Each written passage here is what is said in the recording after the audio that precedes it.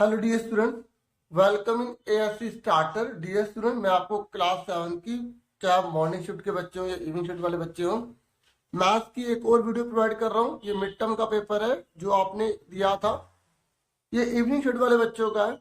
Mid term में से काफ़ी चीज़ें कवर हो रही है, तो इसलिए मैं मिड टर्म की ये वीडियो आपके लिए लेकर आ रहा हूँ। बाकी और भी आपको वीडियोस प्रोवाइड करूंगा। कुछ वीडियो में आपको ऑलरेडी प्रोवाइड कर चुका हूँ, फॉर्मूले की वीडियो प्रोवाइड कर चुका हूँ जो आपको काफ़ी हेल्प करेगा एग्जाम की तैयारी के लिए। तो फॉर्मूले वाली वीडियो जरूर देख लेना, उसमें मैंने काफी कुछ समझाया। अब यहाँ पर खंड का है, हिंदी मीडियम हो या इंग्लिश मीडियम हो, दोनों आप इस वीडियो को ध्यान समझना। पहले क्वेश्चन में बोला गया यहाँ टी शर्ट बेची गई है, तो 58 जो टी शर्ट वाले हैं आपको उसका टैली मार्क्स बताना है। हिंदी में 58 टी शर्ट वाली जो है उनका आपको मिलान चिन्ह बताना है। तो 58 कितनी बार है? 1 2, तो 1 2, इस तरीके से मिलान चिन्ह। इसका आंसर क्या क्या? बी आ गया। समझ में आ गया इसका आंसर बी। अब मैं आपको एक बात बता दूं, अगर आपसे ऐसे भी पूछ सकता है कि ये कितने हैं, तो 1 2 3 4 4 ये होते हैं और 5वीं लाइन ऐसे डाली जाती है, तो इसे 5 बोलेंगे। आप मुझे बताओ ये कितना है, तो कमेंट बॉक्स में बताओ। तो 5 5 कितने हो गए? 10 है। फिर नेक्स्ट क्वेश्चन है, ये कह रहा है उस वृत्त की परिधि बताइए जिसका व्यास 42 है। सरकमफ्रेंस बताओ सर्कल की। अगर उसका डायमीटर 42 है तो डायमीटर कितना दे रखा है? देखो ये एमसीक्यू पे, इसलिए मैं सीधा ट्रैक कर रहा हूँ। 42 है व्यास, 42 है तो रेडियस कितनी होगी? जो रेडियस होती है ना वो डायमीटर की आधी होती है, तो 42 का आधा कर देंगे, 21 आता है। अब हमें रेडियस पता लग गई। अब इसने पूछा कि सर्कमफ्रेंस ऑफ सर्कल, तो सर्कमफ्रेंस ऑफ सर्कल क्या होता है? वृत्त की परिधि का फॉर्मूला क्या होता है? हिंदी में देख लो, वृत्त की परिधि पूछ रहा है, तो वृत्त की परिधि का फॉर्मूला क्या होता है? 2 पाई आर। तो 2 पाई की वैल्यू कितनी है? 22/7। आर कितने? 21। 7 या 21, 22 या 66, 2 6 12, 2 6 12 13, 132। तो ये आंसर आ गया हमारा, बी आ गया। ठीक है। फिर उसके बाद नेक्स्ट क्वेश्चन है, ये कह रहा है इसको सिंप्लीफाई करो।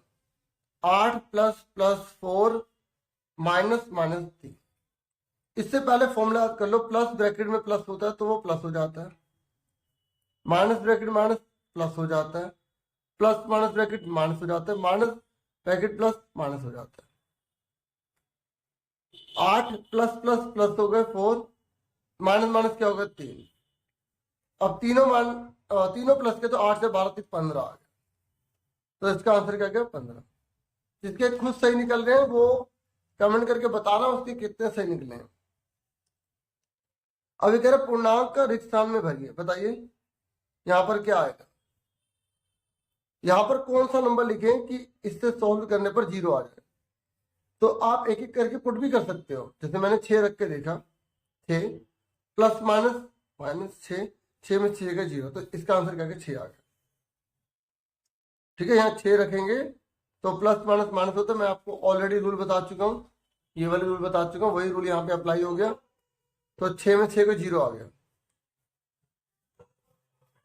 फिर ये कह रहा है कि इस फिगर को देखो और बताओ कि कौन सी सिचुएशन फॉल्स है, कौन सी यहाँ पर जो है ए और बी इंटरसेक्ट कर रहे हैं ना, तो कौन सी स्टेटमेंट यहाँ पे गलत दे रखी है? 1 बराबर 3 के होगा? आप देखो ध्यान से, बड़ा कर देता हूँ थोड़ा सा, तो होगा हाँ 1 बराबर 3 के होगा। क्यों? Vertically opposite angle. पहले इंग्लिश में देख लो। फिर 2 बराबर 4 के होगा? हाँ, क्योंकि ये भी कांटा लगा, कांटा लगा, वर्टिकली अपोजिट एंगल बराबर होते हैं। फिर 1 प्लस 4 180 होगा।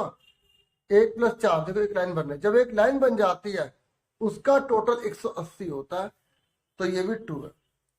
फिर कह रहे 2 बराबर 4 के होगा, ये तो हो गया। कह रहे 1 और 2 वर्टिकली अपोजिट एंगल, गलत। 2 1 और 2 ये नहीं, ये तो लीनियर पेयर है। क्या है? लीनियर पेयर, ये गलत बोल दिया। तो डी आंसर इसका आ गया। अब हिंदी में देखो, ये कह रहे 1 बराबर 3 के होगा? हाँ होगा, क्योंकि ये ऊर्ध्वाधर सम्मुख कोण है। 2 बराबर 4 के होगा? 2 बराबर 4 के, 1 बराबर 3 के होगा क्योंकि ऊर्ध्वाधर सम्मुख कोण है, 2 बराबर 4 के होगा, हाँ ये भी ऊर्ध्वाधर सम्मुख कोण है। कांटा लगा, इस तरीके से जब कांटा लगता है आमने सामने बराबर होते हैं तो ऊर्ध्वाधर सम्मुख कोण बराबर होते हैं। ये कह रहा है 1 बराबर 1 + 4 180 के हैं, हाँ ये लीनियर पेयर बन रहा है, रैखिक युग्म बन रहा है, इसका टोटल 180 होता है, तो ये ट्रू है। ये कह रहे 1 और 2 शीर्षाभिमुख कोण है, नहीं ये तो रैखिक युग्म है। शीर्षाभिमुख कोण कौन से होते हैं, जो कांटा लगा होता है, ये इसके बराबर ये इसके बराबर, इसे ऊर्ध्वाधर सम्मुख कोण या शीर्षाभिमुख कोण, वैसे शीर्षाभिमुख कोण ही बोलो क्योंकि एक शीर्ष के 2 उल्टे कोण है, ठीक है, इसलिए इसका आंसर क्या कर डी, ये क्या फोल्स, ठीक है। उसके बाद ये छठा क्वेश्चन है, यहाँ पर ये कह रहा है संख्या रेखा पर ई कौन से पूर्णांक को दर्शाता है। ये ई की वैल्यू क्या है, इंग्लिश में देखो, ये कह रहा है इंटीजर बताओ, ई की वैल्यू बताओ। तो अब आप इसको थोड़ा बड़ा कर देते हो, ध्यान देखो यहाँ पर 3 लिखा है, ये 3 है तो ये कितना होगा 2, ये कितना होगा 1, ये कितना होगा 0, -1 -2 -3 -4 -5। आपको सर आपने पूरा क्यों लिख के देखा, वेरीफाई करने के लिए कि क्या यहाँ पर -5 ही आएगा, आएगा, वेरीफाई किया करो। अब इसने पूछा ई कितना होगा, तो ई कितना होगा -1 आंसर आ गया। उसके बाद इसने बोला है कि अगर हम इसको डिवाइड करेंगे तो हमारा आंसर क्या आएगा, इसको से डिवाइड करेंगे तो क्या आंसर आएगा 735, नीचे -7 है तो माइनस से माइनस कट गया। अब इसको डिवाइड कर दो, 7 × 1 = 7, ये छोटा हो गया ना जाने की 0, 5 एक और उतार लिया, 7 × 5 = 35, तो कितना आंसर आ गया 105, ये रहा, इसका आंसर क्या गया 105। ये तो आसान था ना, डिवाइड करना था, विभाजित बोला तो भाग करना था, तो हिंदी इंग्लिश दोनों को समझ में आ गया होगा। जहां मुझे लगेगा हिंदी इंग्लिश बिल्कुल अलग बताना है तो मैं वो वीडियो में आपको अलग से बता दूंगा, ठीक है। अभी कह रहे हैं समांतर चतुर्भुज का क्षेत्रफल क्या होगा अगर आधार 10 है, पहले हिंदी में देखो, और इसकी ऊंचाई आधार की आधी है।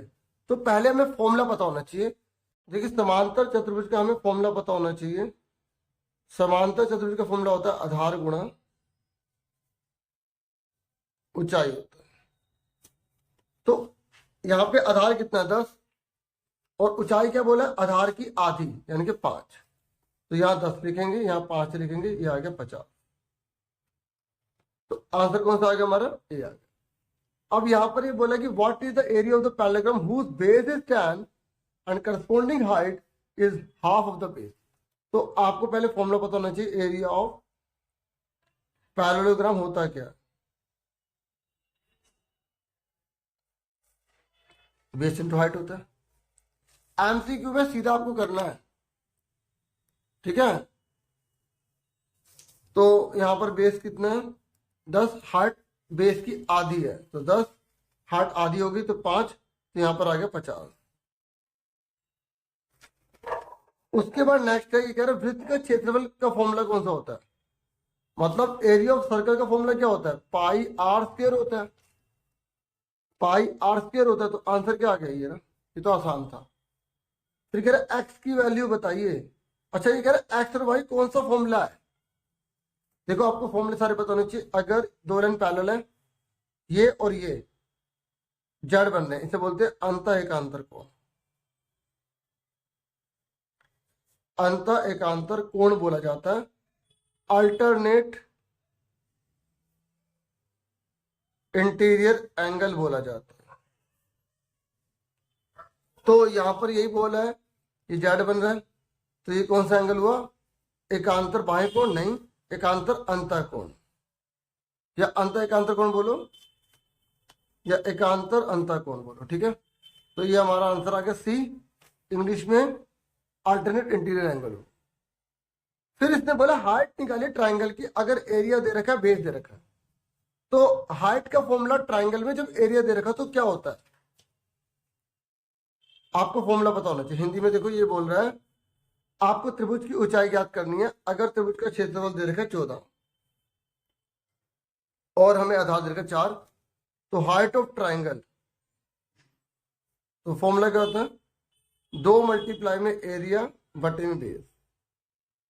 मैंने फॉर्मूले की वीडियो बना रखी है, अगर आप नहीं देख रहे तो बहुत बड़ी गलत बात है आपकी, आपको बहुत बेनिफिट मिल जाएगा, देख लो उसे। जब आप ये वीडियो देखने के लिए आए तो वो भी वीडियो देख लो। त्रिभुज की ऊंचाई 2 गुणा में क्षेत्रफल। जैसे फॉर्मूला 7 क्लास लिख के ऐसे चार्टा लिखोगे तब भी आपको वीडियो मिल जाएगी, आप ऐसे भी वीडियो ढूंढ सकते हो। ये फॉर्मूला है, तो क्षेत्रफल कितना है 4, आधार कितना है 4, पुट कर दो। 2 मल्टीप्लाई में 4, देखो एरिया कितना है 4, बेस भी 4, पुट कर दो। हिंदी वाले हिंदी में, इंग्लिश वाले इंग्लिश में, देखो डिवाइड कर दो, आंसर आ गया 2। ठीक है, ये आंसर आ गया हमारा 2। अब उसके बाद यहां पर खंड खा है, ये कह रहा है इन आकृतियों में कितनी सममिति रेखाएं हैं, मतलब कितनी हम इसमें ऐसे सिमेट्री बना सकते हैं। तो 2 तरीके से बना सकते हैं। इसमें कितनी बना सकते हैं हम, एक ऐसे बना सकते हैं, एक ऐसे बना सकते हैं और एक ऐसे बना सकते हैं।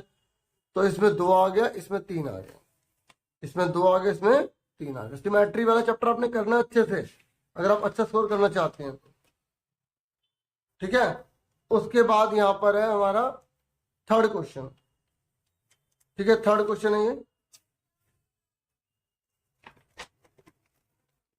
थर्ड क्वेश्चन बोला जो एरिया यहाँ पे शेड किया गया उसका पेरीमीटर निकालना है, परिमाप निकालना है, हिंदी में परिमाप निकालना है। तो जितना क्षेत्र हमें बोला गया ना परिमाप का, उसका डिजाइन बना देगा।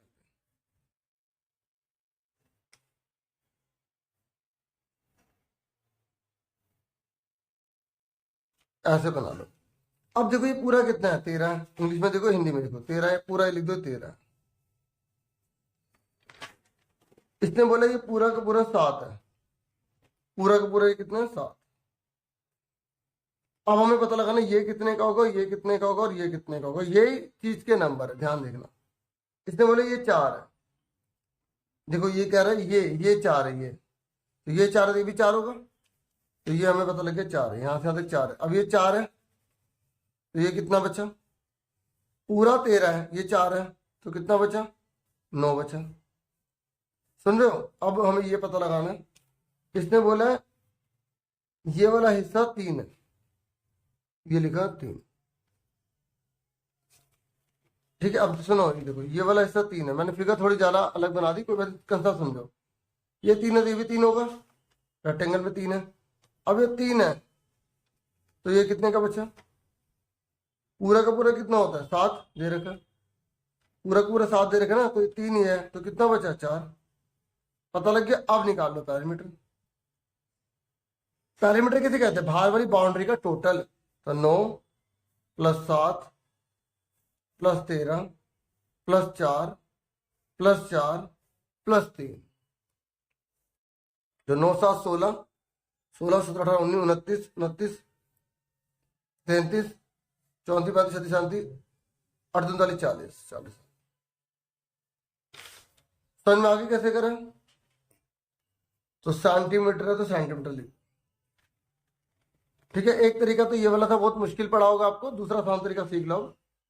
ये 13 है, ये 7 है, तो 13 और 7, 13 है तो ये भी 13 होगा, ये भी 7, ये भी 7 होगा, तो 13 + 13 7 + 7, तो 13 7 20, 13 7 20, 20 40 हो गए।